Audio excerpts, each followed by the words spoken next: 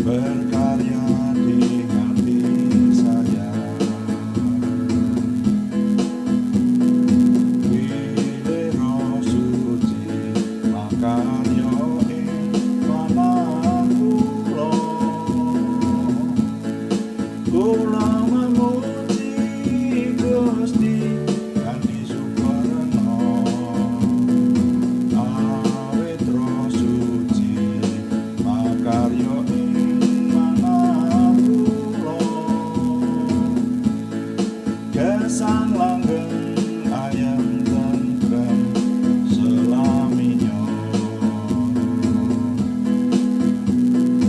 Roh Suci, oh Roh Suci makarya ing manah kula. Roh Suci, oh Roh Suci makarya ing manah kula.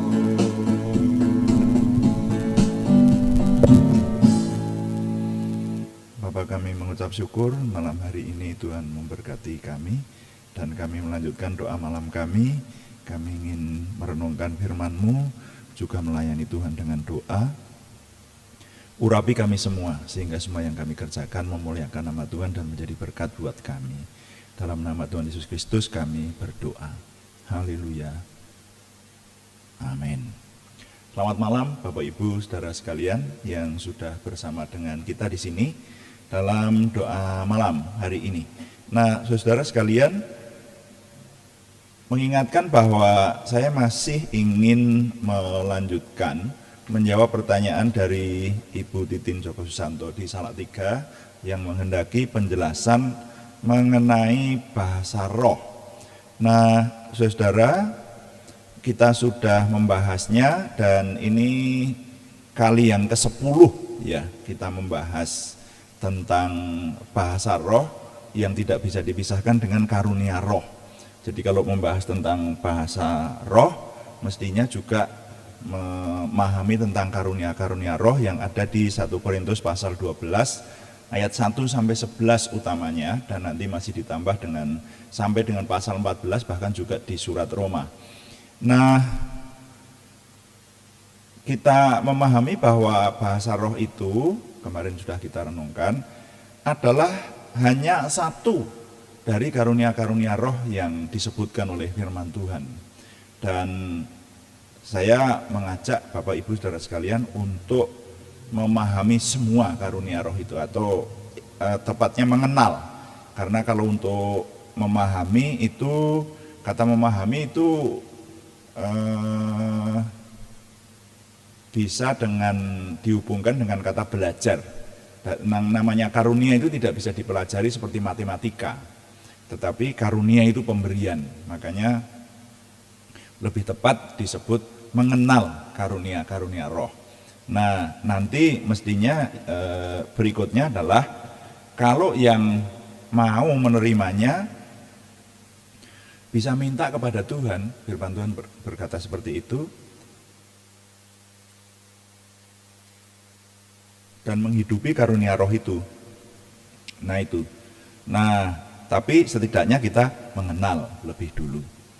Kita baca dulu 1 Korintus pasal 12 mulai ayat 8. Nanti kalau saudara ingin kembali membaca mulai ayat 1 silahkan.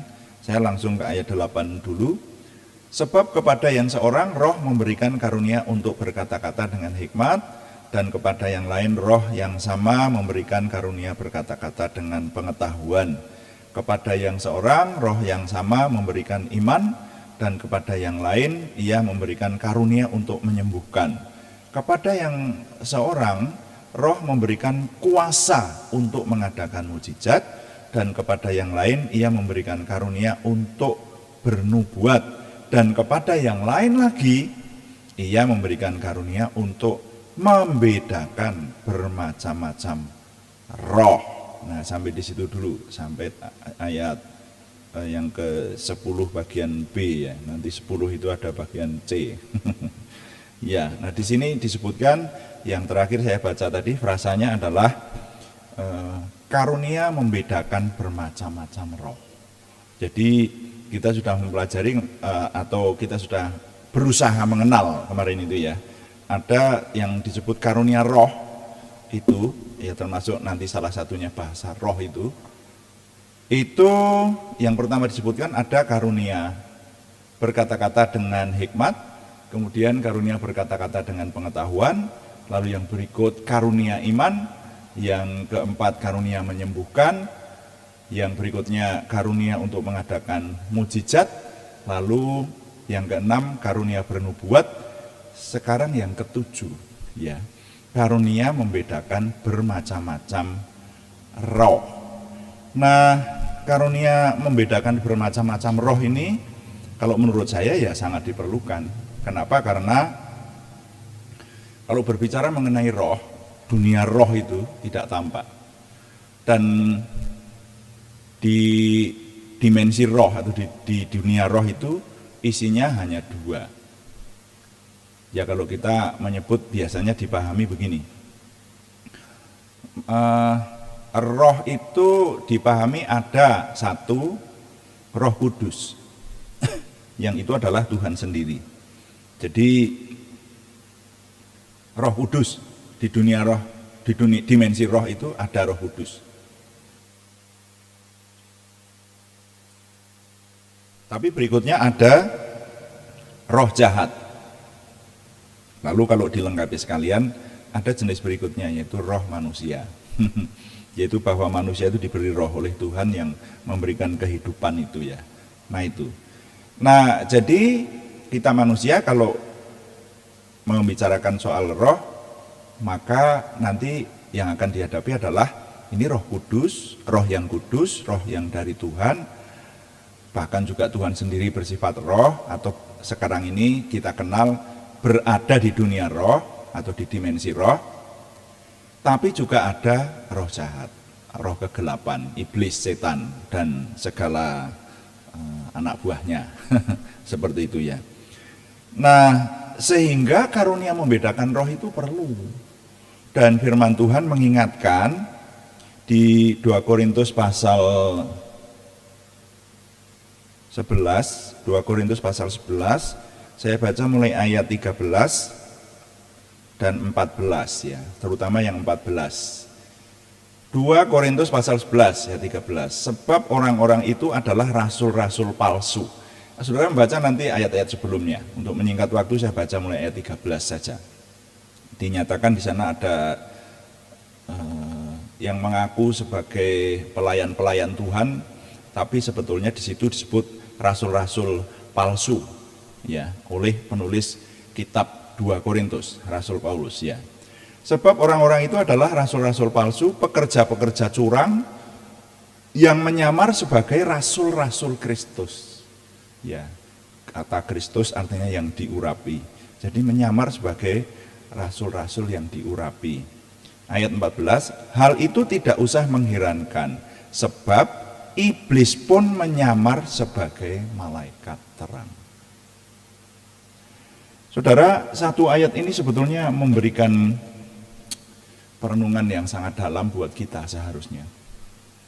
Jadi kita dalam bahkan merenungkan konsep tentang Tuhan itu sendiri harus mengingat akan hal ini. Ingat bahwa iblis itu dapat menyamar sebagai malaikat terang. Nah, oleh sebab itu kalau manusia tidak hati-hati dalam beriman dan bahkan dalam menghidupi imannya itu, hati-hati bahwa tanpa disadari sebetulnya yang diikuti bisa bukan Tuhan. Wow. Nah ini makanya berbicara masalah kerohanian itu sangat-sangat dalam yang harus kita renungkan dan serius, tidak bisa main-main. Nah berbicara mengenai karunia roh dan dunia roh, sekarang sedang kita ingin mengenal mengenai satu karunia roh yang disebut karunia membedakan bermacam-macam roh. Jadi judul renungan sore ini seharusnya yang lebih lengkap adalah Karismatika part 10 atau bagian ke-10, yaitu bahasa roh dan karunia membedakan bermacam-macam roh. Jadi yang kita kenal, ingin kita kenal sekarang ini adalah karunia membedakan bermacam-macam roh ini. Nah, saya ingin menambahkan dengan referensi dan bahkan juga pengalaman. Kalau referensi itu saya baca di bukunya Rebecca Brown. Saudara bisa mencari nanti buku yang ditulis oleh Rebecca Brown, buku terjemahan itu, judulnya Lepas dari Cengkeraman Setan. Ada 2 buku yang mirip. Yang satu judulnya Lepas dari Cengkeraman Iblis. Kalau itu kisah tentang Mukendi, ya. Itu juga tentang hal-hal keparanormalan seperti itu, tentang dunia roh ya. Tapi kalau Lepas dari Cengkeraman Setan yang ditulis oleh Rebecca Brown, itu menjelaskan banyak mengenai kegiatan satu kelompok, terutama yang ada di Amerika, juga ada di negara-negara lain sih.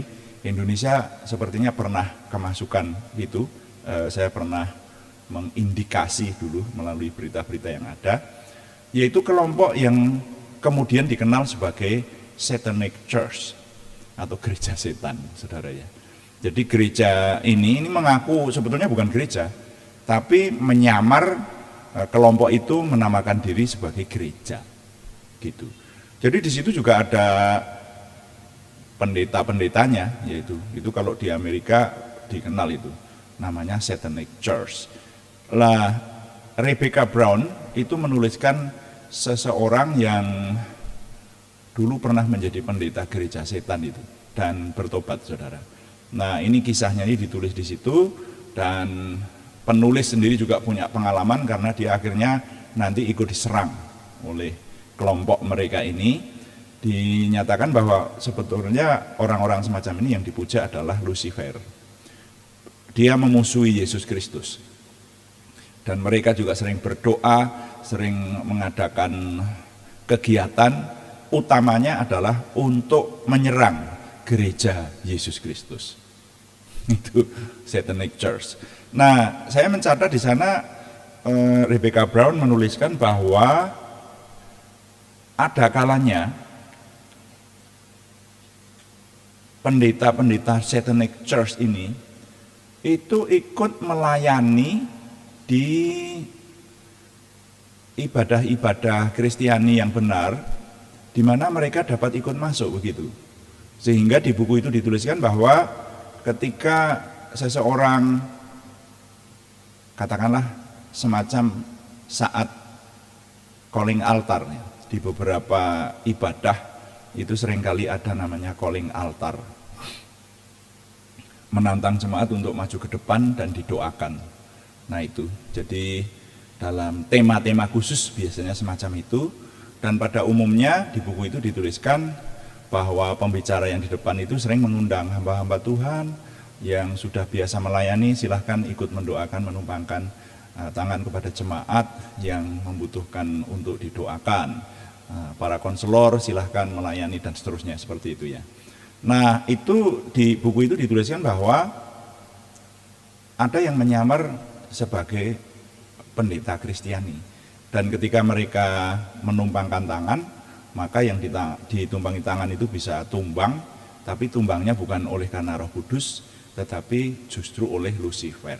Nah itu sebabnya oleh anugerah Tuhan, Tuhan juga memberikan kepada umatnya karunia untuk membedakan roh. Nggak usah jauh-jauh, rasanya di dekat-dekat kita saja juga manusia pada umumnya sekarang ini bisa terkecoh loh saudara ya. Yang disebutkan ada ilmu hitam dan ilmu putih, ya gitu kan. Wah kalau ini ilmu putih ini untuk menyembuhkan, untuk menolong orang dan sebagainya, seperti itu. Kelihatannya menolong perbuatan baik, tapi apakah itu berasal dari Tuhan atau tidak? Nah, itu firman Tuhan yang akan menjadi hakimnya, saudara. Makanya kalau orang yang ingin memahami mengenai hal-hal ini, ya harus memperhatikan firman Tuhan yang arahnya ke sana. Saudara, ada hal-hal yang nanti mungkin saya tidak bisa menjelaskan di depan umum. Kenapa? Karena ini khusus banget ya. Jadi hanya firman Tuhan yang peka-peka semacam ini semestinya dipahami oleh saudara para pelayan di forum khusus seperti itu. Karena kalau dijelaskan di forum umum ya tidak baiklah seperti itu, beresiko. Nah saudara, saya punya pengalaman berdasarkan saya pernah membaca buku itu, lalu saya punya pengalaman sekian puluh tahun yang lalu, belasan tahun yang lalu. Ya waktu itu gembala senior kami masih hidup ya, jadi sekian puluh tahun yang lalu ya, ketika saya masih menjadi asisten gembala. Itu satu ketika ada pengkhotbah tamu yang memimpin KKR di tempat kami. Waktu itu seorang ibu. Jadi sedang ada kebaktian kebangunan rohani.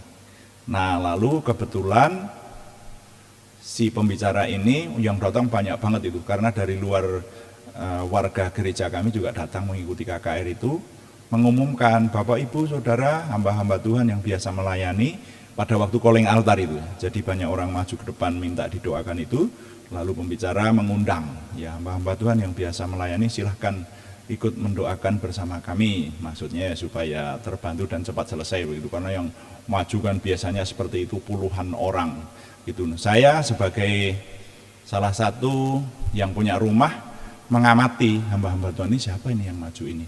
Lalu saya mengindikasi ada seorang yang ikut maju berdoa. Kalau hamba-hamba Tuhan di kota itu kan saya kan kenal itu. Nah tapi banyak aktivis yang belum ditahbiskan menjadi hamba Tuhan tapi bisa saja ikut mendoakan itu sah-sah saja saudara ya, sebetulnya bisa. Tapi ada yang bagi saya mencurigakan waktu itu, karena cara mendoakannya itu tidak alkitabiah. Saya yakin betul dia mendoakan orang, tapi itu cara mendoakannya itu bertentangan dengan firman Tuhan. Saya yakin betul gitu. Saya kan sudah mempelajari firman Tuhan. Jadi kalau doa yang tidak sesuai dengan firman Tuhan, ya enggak bolehlah. Saya dekati orang itu, saya katakan, Bapak dari mana? Dia menyebutkan dari gereja Anu. Sudah biasa melayani? Sudah Pak. Dia bilang begitu. Tapi saya berkata, kali ini jangan. Saya berkata begitu. Saya mewakili yang punya rumah. Saya yang punya rumah. Jadi mohon Bapak berhenti mendoakan saja dulu. Ya sudah, dia nurut gitu. Nah, nanti ciri-ciri semacam ini saya bisa sebutkan. Kalau saudara mau memahami bisa japri saya, saudara ya. Ya ini yang salah satunya saya tidak bisa menyebutkan di depan umum karena beresiko bisa menimbulkan perdebatan dan sebagainya. Tapi kalau saya yakin betul ada orang yang melayani tidak sesuai dengan firman Tuhan di tempat di mana saya berada sebagai tuan rumah, ya saya berhak melarang lah. Seperti itu, karena saya mengkhawatirkan ini, wah lah ini jangan-jangan orang yang masih punya roh, atau setidaknya kalau saya memahami begini, orang itu sebetulnya melayani Tuhan pengalamannya belum banyak itu, ya artinya kalau pengalamannya banyak mestinya tahu ada hal-hal yang tidak bisa dilanggar seperti itu saudara. Nah jadi perlu karunia untuk membedakan roh. Nah saudara, puji Tuhan bahkan sampai hari ini di antara 9 karunia roh yang ada, itu ada namanya karunia membedakan roh. Mungkin tidak semua orang diberikan karunia semacam ini, tapi karunia membedakan roh itu di dalam sebuah persekutuan atau di dalam sebuah gereja perlu, supaya menjaga jangan sampai jemaat atau komunitas rohani yang ada itu terperangkap ke dalam roh jahat ya, seperti Roh Kudus tapi sebenarnya ternyata bukan Roh Kudus. Nah saudara, nanti ada pelajarannya tersendiri sebetulnya secara lebih rinci bagaimana secara umum kita bisa mengetahui dari firman Tuhan mengenai roh yang dari Tuhan dan roh yang bukan dari Tuhan ditinjau dari iman Kristiani. Nah, tapi untuk kali ini baiklah kita memahami atau kita mengenal ada karunia membedakan roh. Jadi apa nilai yang harus kita ingat? Saudara, kita harus mengingat bahwa karunia membedakan roh itu sangat penting ya, supaya kita bisa berjalan sesuai dengan jalan-jalan Tuhan yang Tuhan kehendaki. Jadi saya rumuskan dalam sebuah kalimat, bunyinya untuk mengenal bahasa roh. Kan Bu Titin yang ditanyakan hanya sekedar bahasa roh, tapi ternyata ada hal yang penting lagi nih. Sehingga saya memperluasnya begini, untuk mengenal bahasa roh semestinya juga berusaha mengenal karunia-karunia roh yang lain yang sangat penting untuk keselamatan dan kemajuan umat Tuhan. Sekali lagi, untuk mengenal bahasa roh semestinya juga berusaha mengenal karunia-karunia roh yang lain yang sangat penting untuk keselamatan dan kemajuan umat Tuhan. Tuhan dipuji, amin. Mari kita melayani Tuhan dengan doa. Saudara-saudara sekalian, kita berkata kepada Tuhan, kuduskan tempat ini, kuduskan hati kami untuk kami menyembah dan berdoa. Kita akan berdoa syafaat dan juga mendoakan nama-nama yang dalam minggu ini masih harus kita doakan kepada Tuhan. Kuduskan hati kami ya Tuhan, untuk kami dapat berdoa.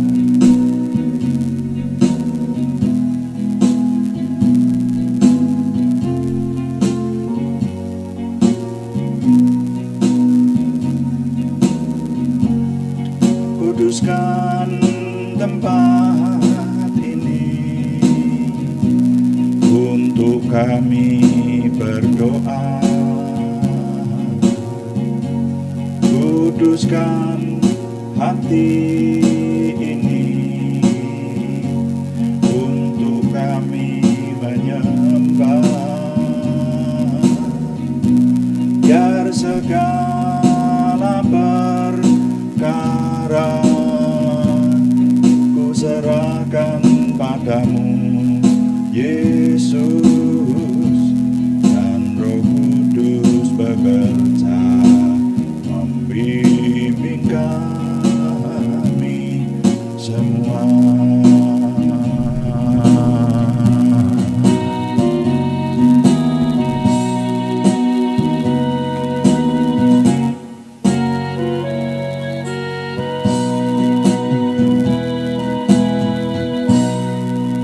Bapa, kami mengucap syukur untuk doa malam hari ini. Kami mengucap syukur untuk anugerah Tuhan sehingga kami dapat bersekutu memperhatikan firman-Mu, terutama bagi penanya Ibu Titin Joko Susanto di Salatiga. Tuhan berkati sehingga semakin memahami tentang, khususnya tentang karunia-karunia roh juga bagi kami semua Tuhan, sehingga kami berjalan dalam jalan-jalan Tuhan. Urapi kami dan bawa kami ke dalam jalan-jalan-Mu, supaya kami tidak salah jalan dalam mengikut Tuhan, tetapi berilah Roh Kudus dominan menolong kami, sehingga hidup kami semakin berkenan kepada Tuhan. Kami berdoa untuk umat Tuhan, terutama di tengah bangsa dan negara kami ini, berikan supaya kami dari sisi mutu iman semakin bertambah untuk memuliakan nama Tuhan. Bahkan juga dari sisi jumlah Tuhan tambahkan banyak orang yang diselamatkan. Hamba-hamba Tuhan yang bekerja mengabarkan kabar keselamatan tetap ada dalam lindungan Tuhan dan menghasilkan banyak untuk kemuliaan nama Tuhan. Terima kasih Bapak. Sekarang kami juga berdoa untuk saudara kami yang membutuhkan kesembuhan, khususnya kami berseru dalam nama Tuhan Yesus Kristus, Yeshua HaMasyiah.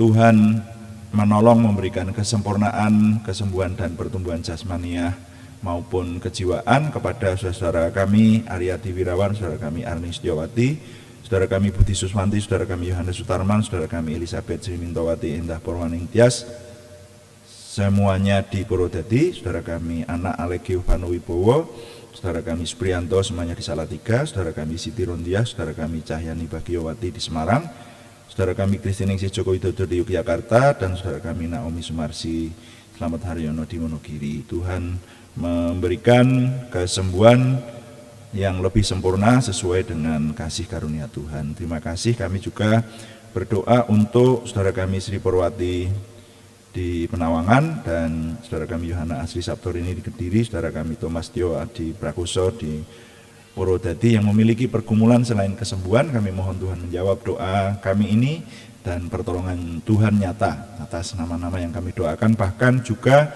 nama-nama yang belum kami sebutkan lagi tetapi yang bersama dengan kami berdoa menginginkan kesembuhan dari Tuhan, Tuhan yang memberikan sesuai dengan limpah rahmat-Mu dan kemurahan-Mu yang besar.